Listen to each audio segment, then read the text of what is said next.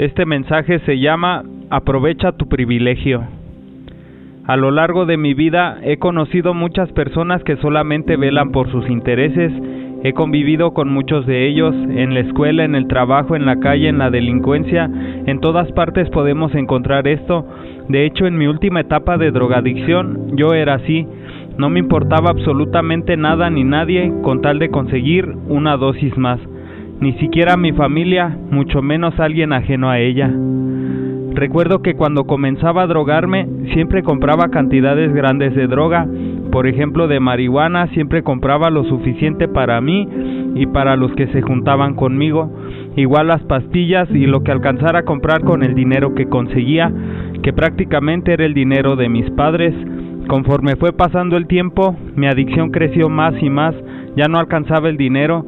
Ya tenía que reducir mi círculo de amigos, ya solamente con 2 o 3 me drogaba, y así se fue reduciendo cada vez más mi círculo hasta quedarme completamente solo.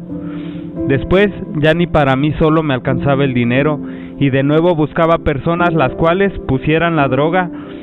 Después de haber hecho pacto con Satanás, él me equipó con una habilidad muy grande de manipulación. Yo tengo una gran virtud, y es la de saber escuchar.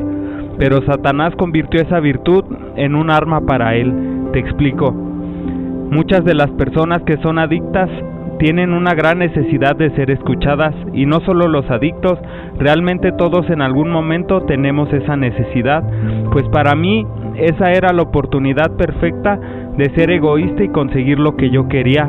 Pues te escuchaba, y mientras te escuchaba comenzábamos a drogarnos, y si no te drogabas no había problema, era una buena oportunidad para incitarte a hacerlo. Inmediatamente mi mente localizaba tu sufrimiento dentro de tu plática y analizaba lo que tenía que decirte para inducirte a consumir o seguir consumiendo. Por ejemplo, si tú me decías, mi mamá murió y la extraño, Satanás me decía, dile que jamás va a encontrar a nadie como ella, pregúntale cómo murió y qué hacían juntos.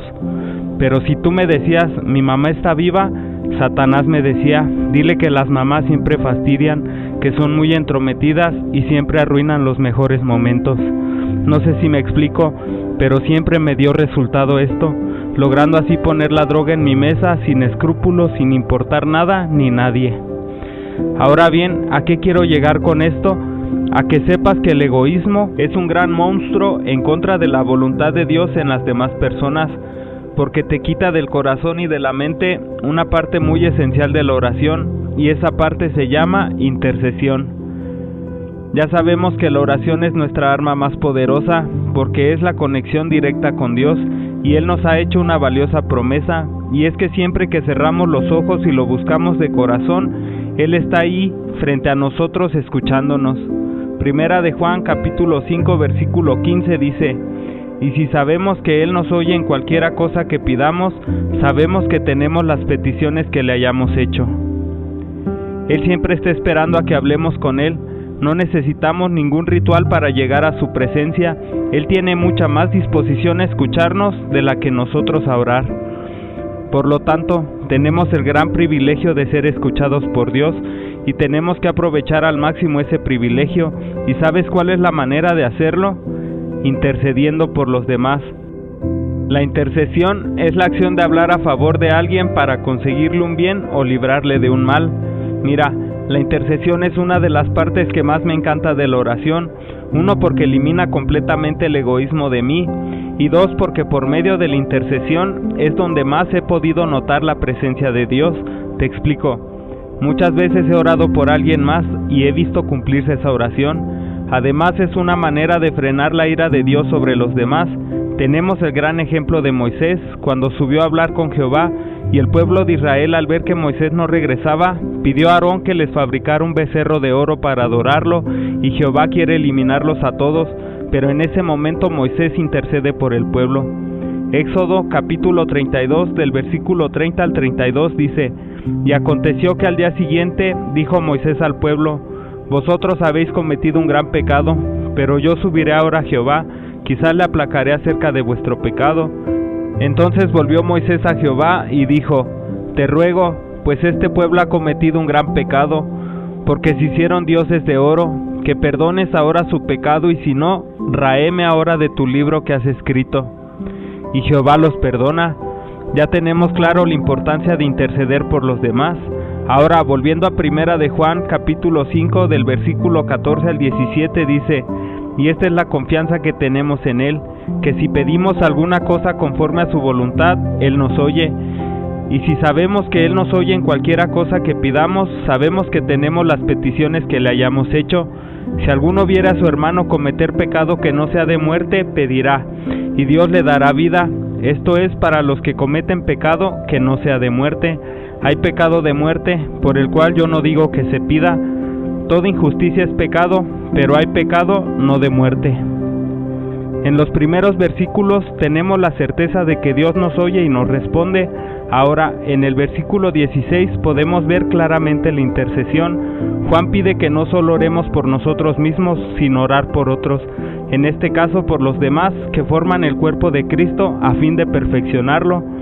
A mí me gustaría preguntarte, ¿estás orando por alguien más o como los hijos de Satanás solamente estás velando por tus propios intereses?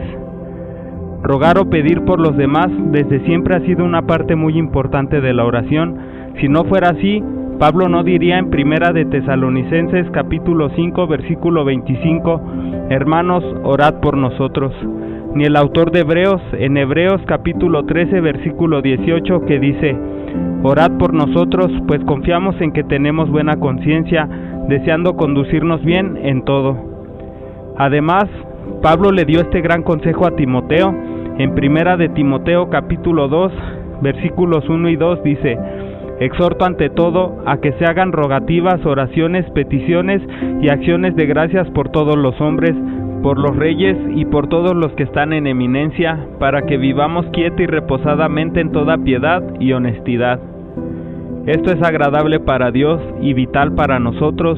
Yo escuché sobre un caso de un pastor que decidió emprender un viaje misionero a la selva. Sabemos que algunas de las tribus en la selva son sumamente agresivas, pues este pastor decidió ir y evangelizar. Dejó a cargo de la iglesia a un copastor y después de un largo viaje regresó a su congregación y comenzó a predicar. En medio de la multitud se levantó una persona que se había convertido a Dios en aquel viaje y comenzó a decirle al pastor que el motivo por el que él estaba ahí era porque aquella vez que predicó en la selva habían decidido los jefes de la tribu matarlo.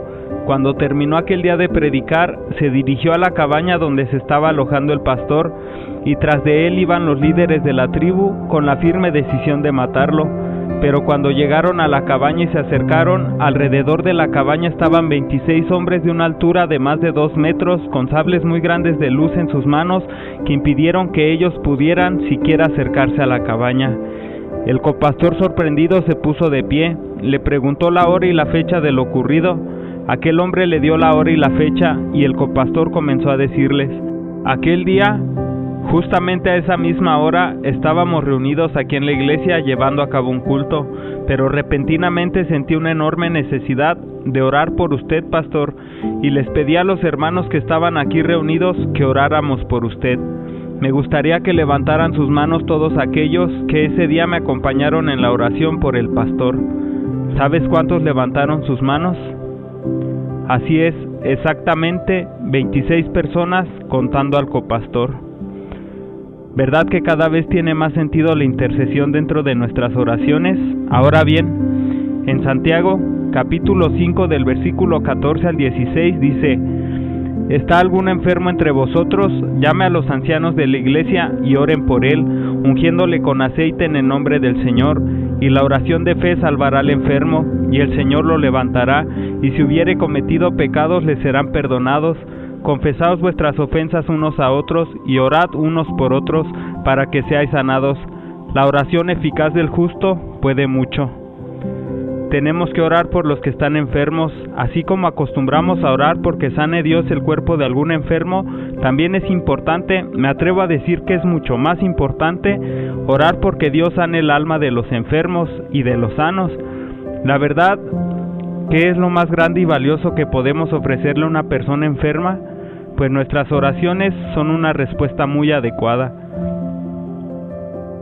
Hay muchas enfermedades, muchas físicas, pero también espirituales.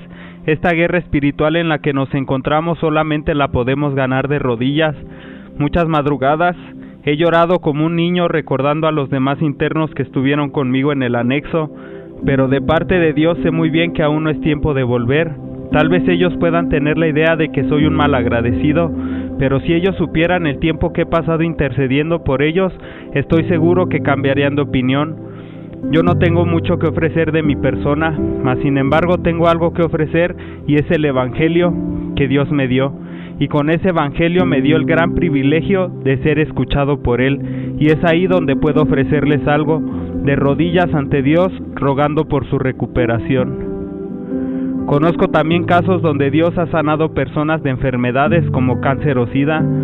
Dios contesta nuestras oraciones y tiene misericordia de las personas, aunque también hay en ellas una responsabilidad. A veces es arrepentirse, a veces es obedecer a Dios y mantenerse en Él, y si no lo haces, simple y sencillamente rechazas esa gracia o misericordia de Dios, y tu postrero estado viene a ser aún peor. Muchas personas de las que son sanadas se vuelven a sentir bien, se sienten seguras y le dan la espalda a Dios, se olvidan de Él, quedando inmunes de nuevo a la enfermedad, y la enfermedad regresa y casi siempre los termina matando. Algunas personas creemos que cuando te libras de algún accidente o alguna muerte segura por los pelos, es porque hay alguien de rodillas que está pidiendo por ti. El egoísmo es una virtud satánica y la intercesión es vital y agradable a Dios. ¿Cuál de las dos es la que prefieres? Vamos a orar. Dios de Abraham, enséñanos a aprovechar cada privilegio que nos has dado. Siempre hay alguien por quien pedir. A todos los que nos has llamado, nos has quitado lo que nos estaba llevando a la perdición.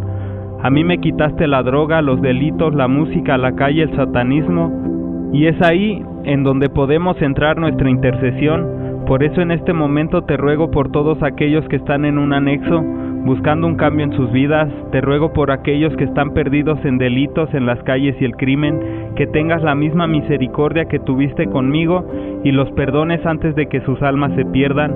Te ruego también por todos mis amigos raperos que graban su dolor y sufrimiento transformado en música. Redime a los que están confundidos, manifiéstate ante ellos y glorifícate, Señor. Que se haga aquí tu voluntad como en el cielo, por siempre y para siempre. Amén. Este mensaje se realiza en Iglesia Vida Nueva. Búscanos en YouTube y Facebook como Iglesia Vida Nueva. Que la paz de Dios esté con ustedes. Bendiciones.